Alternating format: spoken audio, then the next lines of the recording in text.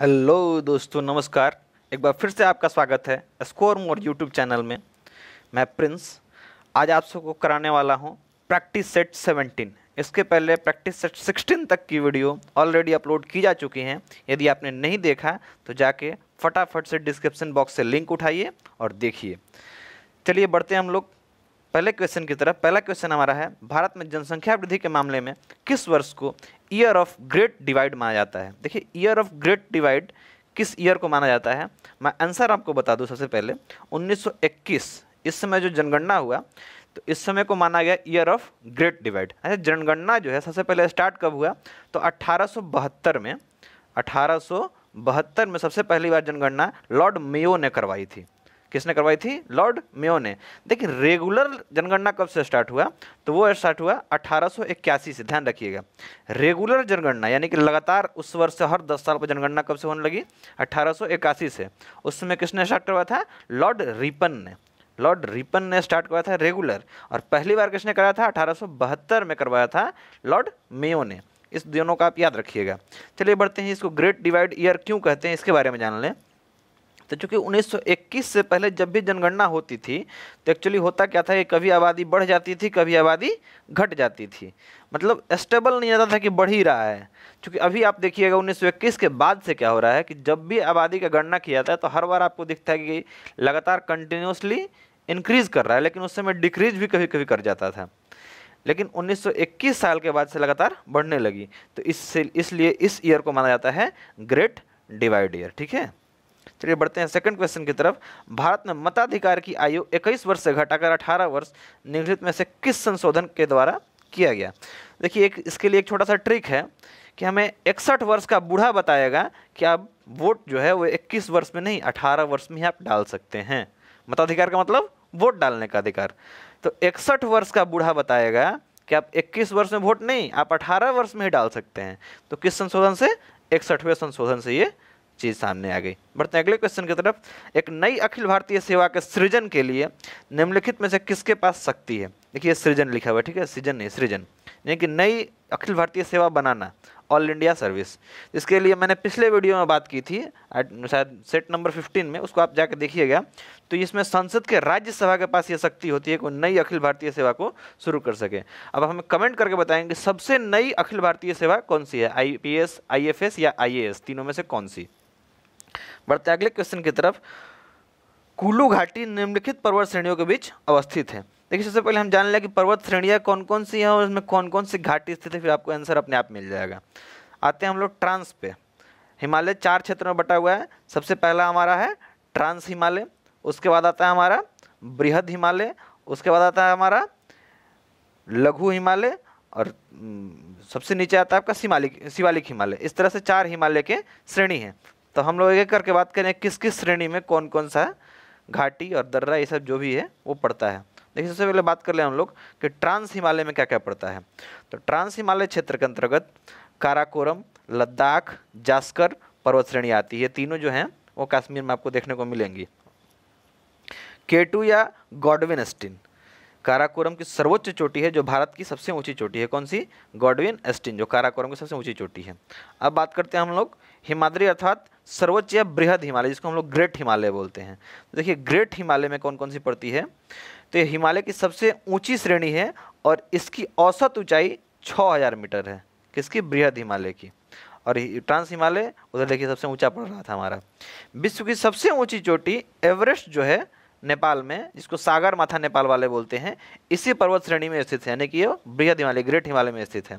कंचनजंगा, नंगा पर्वत, नंदा देवी, कामेट व नामचा बर्वा अरुणाचल प्रदेश में पड़ता है। इत्यादि इसके कुछ प्रमुख शिखर है किसके? ग्रेट हिमालय के।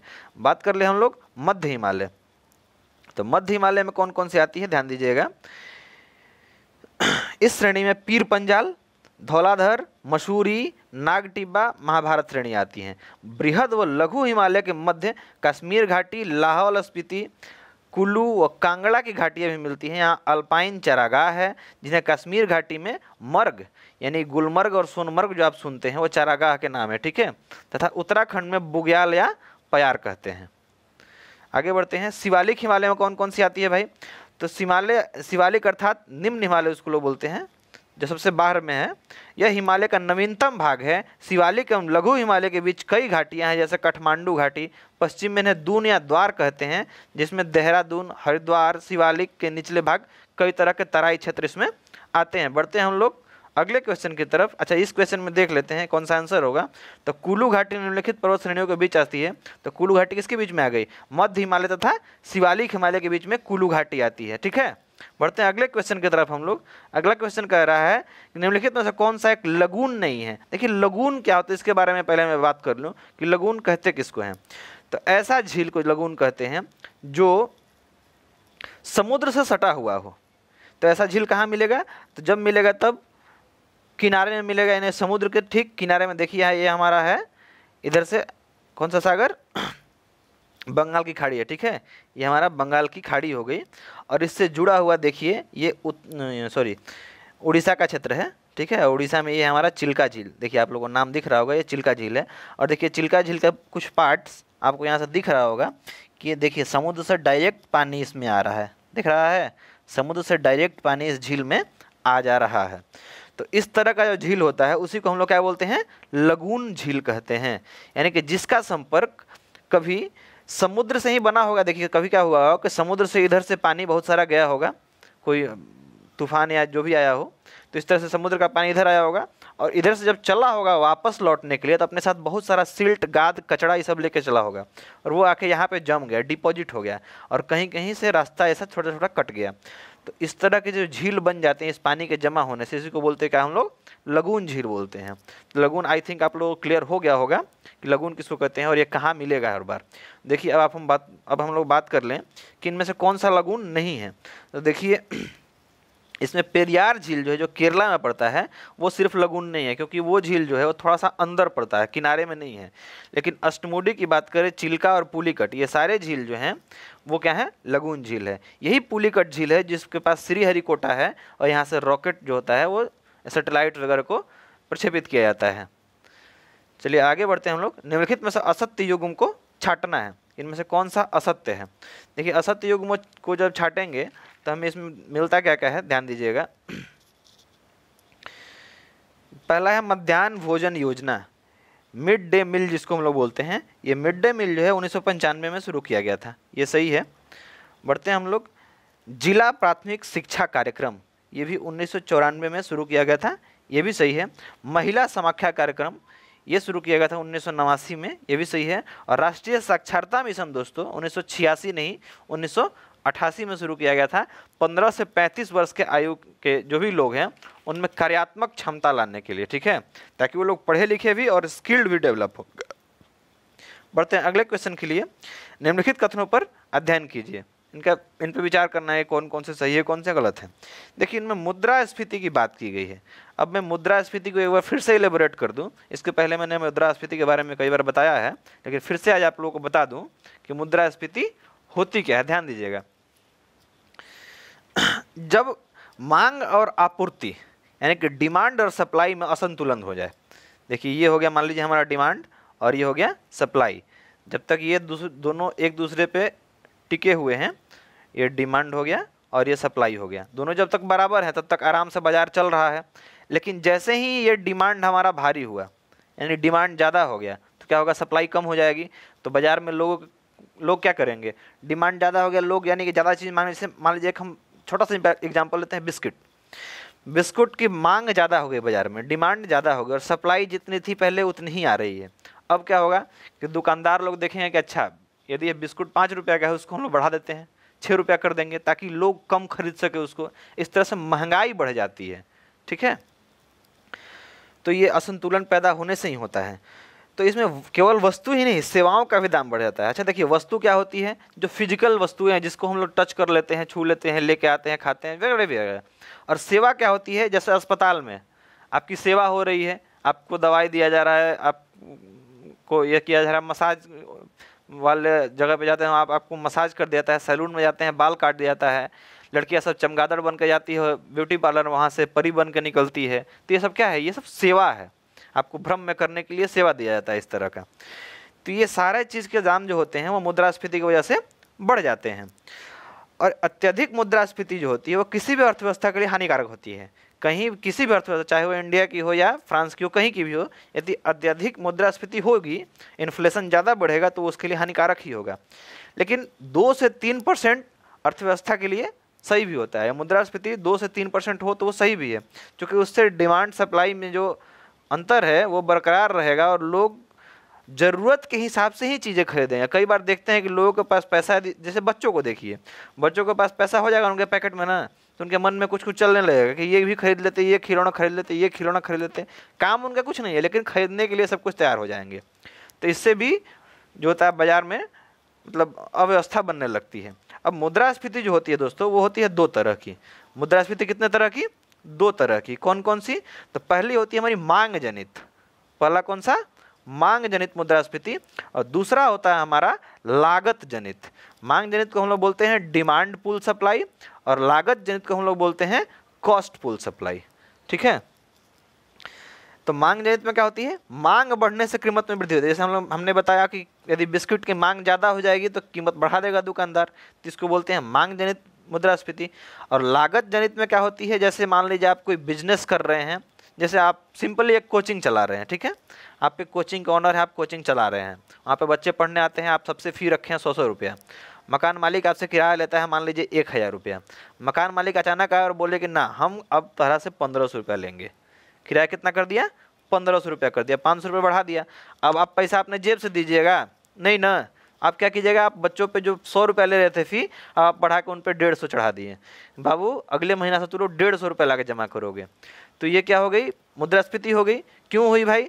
तो ये हो गई लागत जनित मुद्रास्फीति। चूंकि आपकी लागत ज़्यादा पड़ने लगी। पहले आप 1000 रुपये देते थे, आपकी लागत में बजट में था वो, जैसे ही आपका बजट उधर बढ़ा, आपने इधर भी बढ़ा दिया, तो इस तरह से क्या हो गया? आपकी सेवा महंगी हो गई। तो ये भी कहा जाएगा क्या? मुद्रास्फीति में वृद्धि। लेकिन ये लागत जनित वृद्धि हो गई। इस तरह से मुद्रास्फीति में वृद्धि और कमी देखा जाता है। देखिए अब हमारे पास ऑप्शंस क्या कहते हैं। इसमें कर के बारे में कुछ बात की गई है, ऋण के बारे में, उसके बारे में मैं बता दूं। मुद्रास्फीति के कारण सरकार के सार्वजनिक व्यय में बहुत अधिक वृद्धि हो जाती है, इसलिए सरकार अपने व्यय पूर्ति के लिए नए नए कर लगाती है। जैसे क्या होता है, मान लीजिए सरकार ने एक योजना स्टार्ट कर दी, जैसे असम सरकार ने किया था। उसने एक योजना स्टार्ट की थी कि उसमें जो भी लड़कियां होंगी उनके शादी के समय वो 10 ग्राम सोना देगा, यानी एक भर जिसको बोलते हैं 10 ग्राम सोना देगा। तो उस समय सोने की कीमत 30,000 रुपये भर था, ठीक है, 30,000 रुपये का 10 ग्राम था। लेकिन क्या हुआ, सोना महंगा होकर पिछले लॉकडाउन में 50,000 तक आप लोग देखे होंगे पहुंच गया था। तो सरकार ने वहाँ पे फैसला ले लिया कि अच्छा अब तो क्या करना पड़ेगा, हमें टैक्सेस बढ़ाने पड़ेंगे।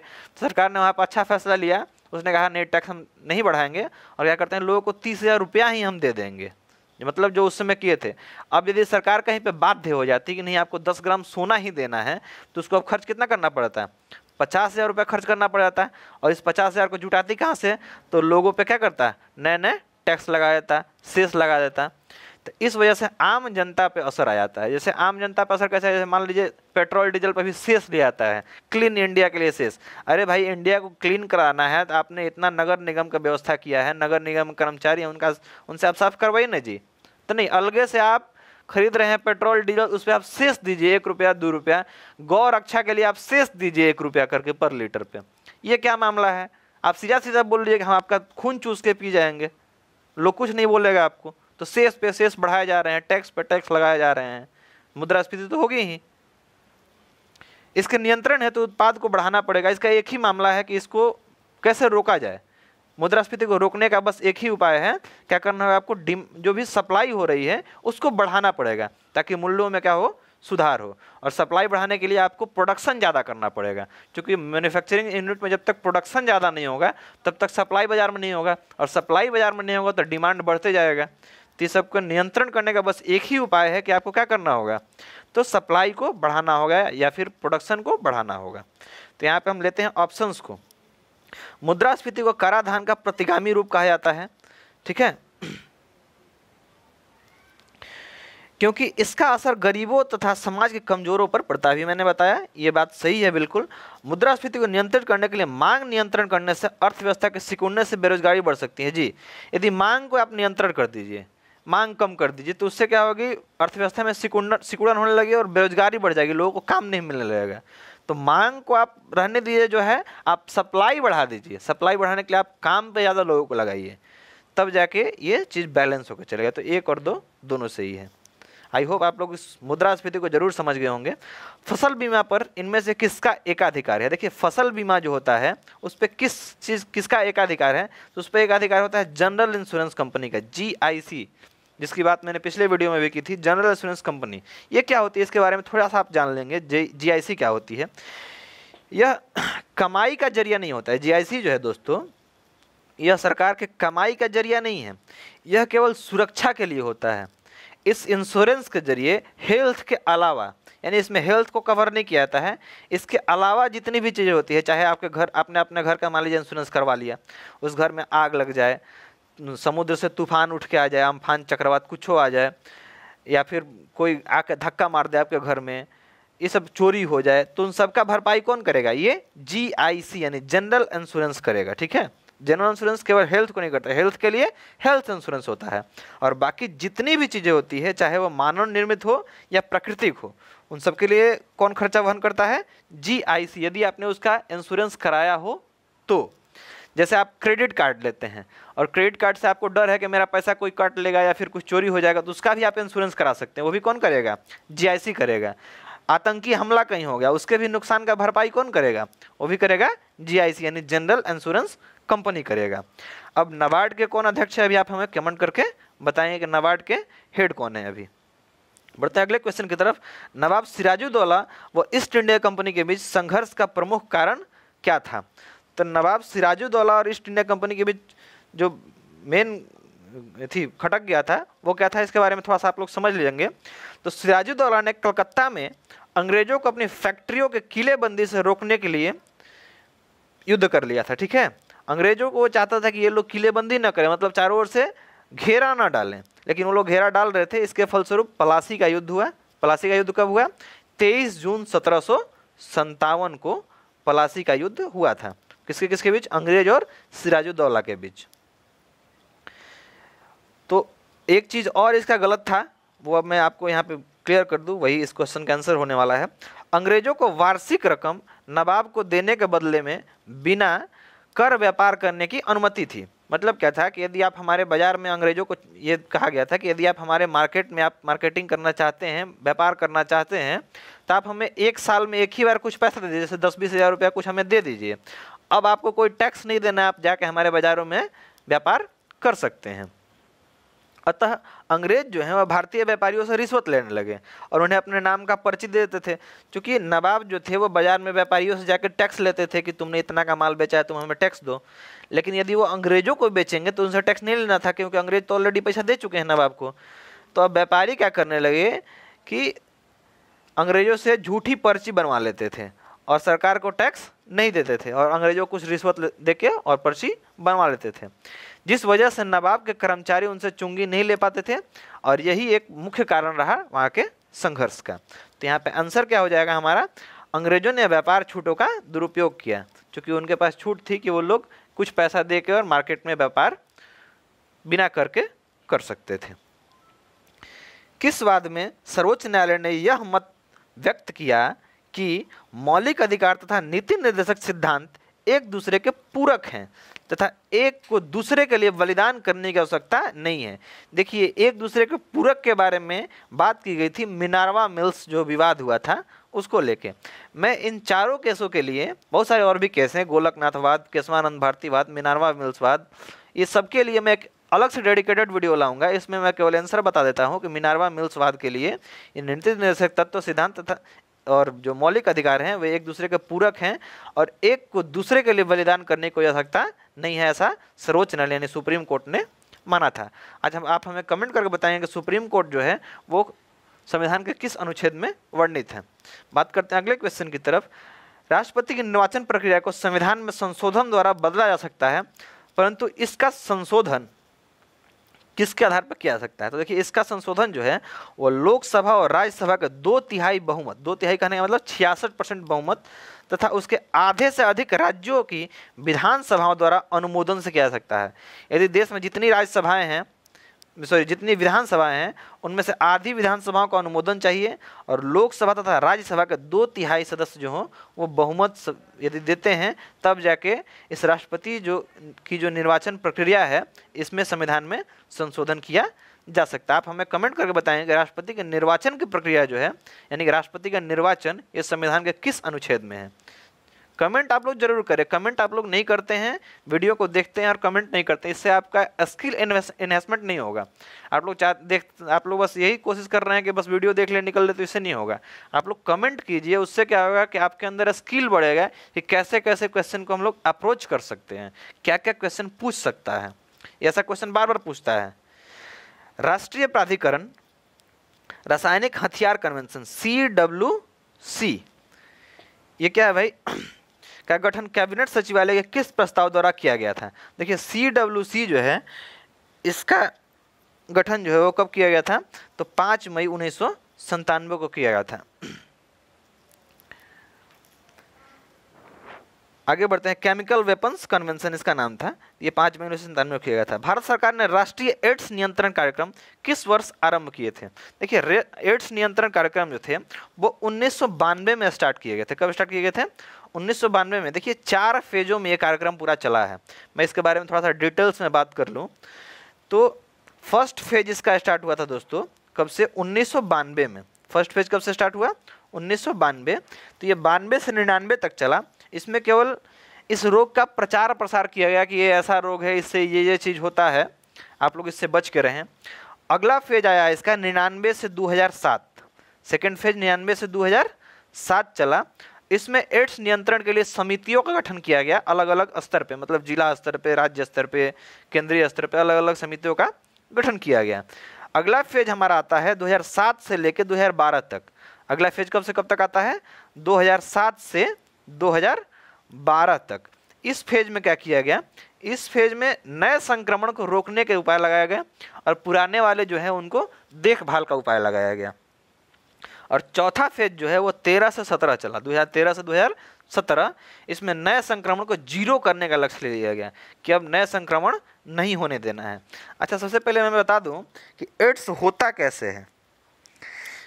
तो सबसे पहला चीज़ है कि एड्स होने के लिए आप यदि किसी के साथ ब्लड का कुछ ट्रांसफॉर्मेशन करते हैं तब जाके संभव है कि आपको एड्स हो सकता है। उसके लिए यदि आप मतलब रक्त संबंधी कोई भी उत्पाद, जैसे रक्त ब्लड डोनेशन या प्लाज्मा डोनेट या फिर प्लेटलेट डोनेट्स कर देते हैं, किसी संक्रमित व्यक्ति से आप ले लेते हैं, तो आपको पूरा का पूरा खतरा है कि आपको एड्स होगा।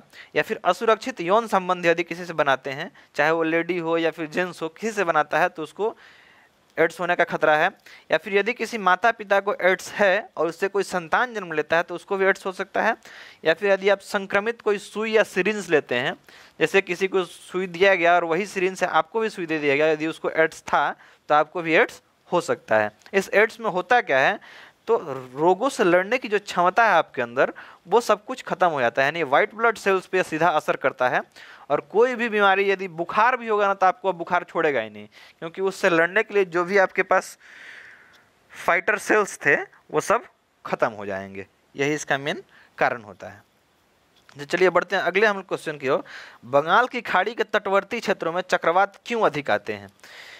देखिए बंगाल की खाड़ी की में चक्रवात अधिक आने का कारण बहुत सारा है, इसके बारे में थोड़ा सा बता दूं तो अरब सागर के मुकाबले ये जो बंगाल की खाड़ी है वो अधिक जो है अस्त्रीकृत है। अस्त्रीकृत होने का मतलब क्या होता है कि नीचे का जल का ऊपर आना जो ऑक्सीजन और पोषण से समृद्ध होता है। बार बार क्या होता है, ऐसे ये जल का सतह है तो नीचे का जल बार बार ऊपर आएगा, फिर ऊपर से नीचे जाएगा, फिर नीचे से ऊपर, फिर ऊपर से नीचे से चलते रहेगा।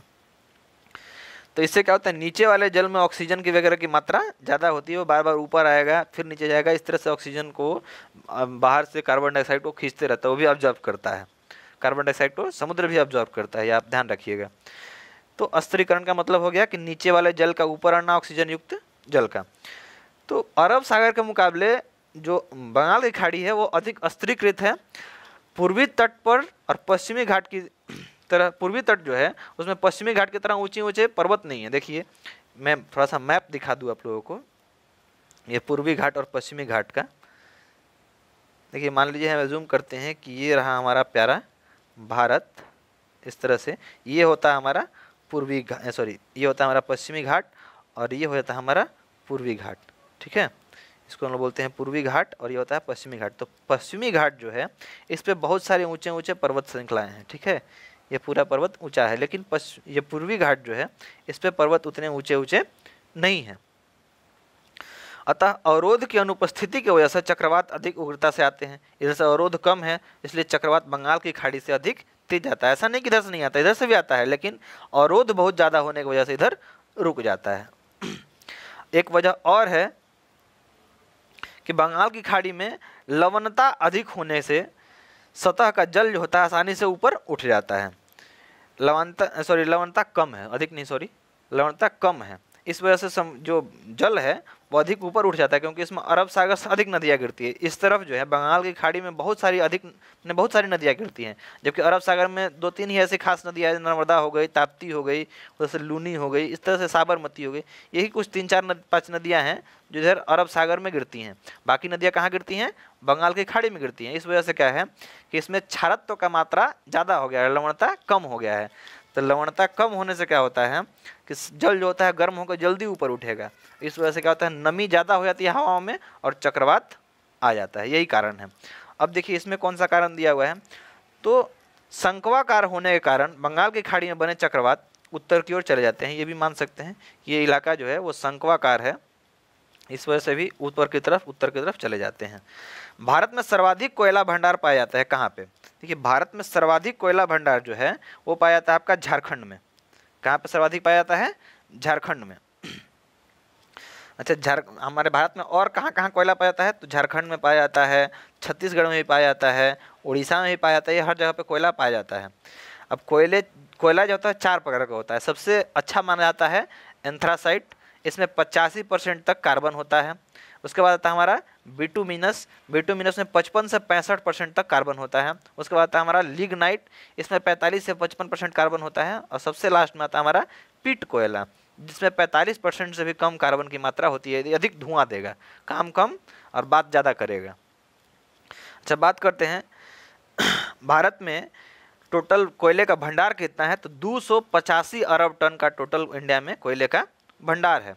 और कोयला उत्पादन के मामले में भारत जो है वो तीसरा स्थान रखता है। पहले स्थान पे चीन है, दूसरे स्थान पे यूएसए और तीसरे स्थान आता है भारत का। ठीक है, ये आप लोग याद रखेंगे। निम्नलिखित में से असत्य युग में छाटिए। देखिए इसमें से असत्य कौन सा है, तो अबिसिनिया जो है वो इथोपिया का पुराना नाम था, ये सही है। क्रिस्टीना ओस्लो का पुराना नाम था। दाहोमे ये बेनिन का पुराना नाम था। और इंडोनेशिया का पुराना नाम डच गुएना नहीं था दोस्तों। इंडोनेशिया का पुराना नाम डच गुएना नहीं था, इसका नाम दूसरा था। ठीक है, ये आप लोग हमें कमेंट करके बताएंगे कि इसका नाम आखिर में क्या था। वैसे मैं बता दूं इसका नाम दीपांतर गणराज्य था। कोई आप लोग कमेंट तो करते नहीं हैं, इसलिए कहना आपके लिए बुरा लगता है। इसका नाम क्या था? दीपांतर गणराज्य, इंडोनेशिया का, डच गुएना नहीं था। बढ़ते हैं आगे हम लोग। आधुनिक भारत में शिक्षा की नींव किससे पड़ी? देखिए आधुनिक शिक्षा की बात की जा रही है जिसमें इंग्लिश भी शामिल है। तो ये शिक्षा जो है वो 1835 में मैकाले का जो मिनट आया था, मैकाले का प्रस्ताव को मिनट भी बोलते हैं, तो मैकाले प्रस्ताव से आया था 1835 में। यही हमारी आधुनिक शिक्षा प्रणाली है। 1813 में जो चार्टर अधिनियम था, इसमें क्या था कि भारत में व्यापार की छूट मिली थी। 1813 के चार्टर अधिनियम में भारत में व्यापार की छूट मिली थी। और 1882 का हंटर आयोग में क्या हुआ था, तो प्राथमिक और माध्यमिक शिक्षा में काफ़ी सुधार हुए थे। आधुनिक शिक्षा नहीं, प्राथमिक और माध्यमिक शिक्षा जो है इसमें काफ़ी सुधार हुआ था हंटर आयोग के आने से। 1854 में जो वुड्स डिस्पैच आया था, इसमें शिक्षा प्रणाली में सुधार की गई थी, इसमें भी शिक्षा प्रणाली में सुधार की गई थी। लेकिन आधुनिक शिक्षा जो है यानी कि जिसमें इंग्लिश शामिल हो गया, वह आया था 1835 के मैकाले के मिनट से। ठीक है, बढ़ते हैं अगले क्वेश्चन की तरफ। सूची 1 को सूची 2 से मिलाना है, तो हम लोग देखेंगे मोपला विद्रोह कहाँ से है। दोस्तों मोपला विद्रोह ये केरल से है। मोपला विद्रोह किससे है? केरल से। बात करते हैं हम लोग पाबना विद्रोह की। पाबना विद्रोह किससे है? बंगाल से। पाबना विद्रोह किससे? बंगाल से। अब बात करें लोग एका विद्रोह कहाँ से है। दोस्तों एका विद्रोह अवध से है। एका विद्रोह किससे है? अवध से है। और बिरसा मुंडा आंदोलन कहाँ से है? उस समय तत्कालित वो बिहार हुआ करता था, अब झारखंड हो गया है, तो तत्कालित बिहार था उस समय। ठीक है, तो बिरसा मुंडा का संबंध बिहार वाले आंदोलन से था। बढ़ते हैं अगले क्वेश्चन की तरफ। निम्नलिखित समाचार पत्रों में कौन सा सर्वप्रथम प्रकाशित हुआ था?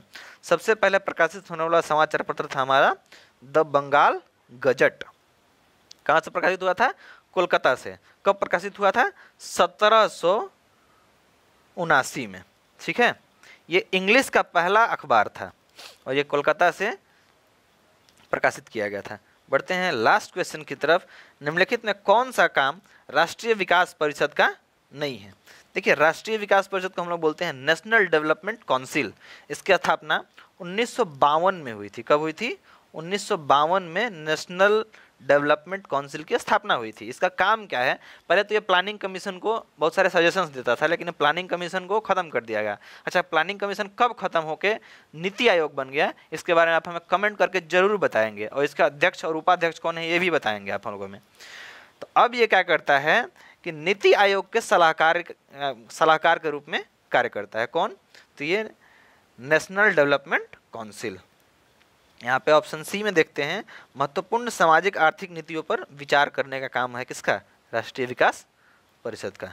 तो आज की वीडियो यहीं समाप्त होती है। पढ़ते रहिए, खुश रहिए, धन्यवाद। यदि आपको वीडियो पसंद आया हो तो इसे अपने दोस्तों के पास शेयर जरूर कीजिए, और चैनल सब्सक्राइब करने का मन है तो कर लीजिए, उसके लिए मैं दबाव नहीं डालूंगा। यदि आप चाहते हैं कि बिना सब्सक्राइब किए ही देख लें तो कोई दिक्कत नहीं है। और हाँ, इस वीडियो का क्विज करने के लिए आप हमारे चैनल से हमारे टेलीग्राम ग्रुप से जुड़ सकते हैं। मैंने डिस्क्रिप्शन बॉक्स में ऑलरेडी इसका लिंक दे रखा है, आप उससे जाकर चैनल से जुड़िए, ग्रुप से जुड़िए और क्विज कीजिए। क्विज करने से आपकी क्षमता जो होगी वो समझ में आएगी कि मैंने कितना याद किया। धन्यवाद।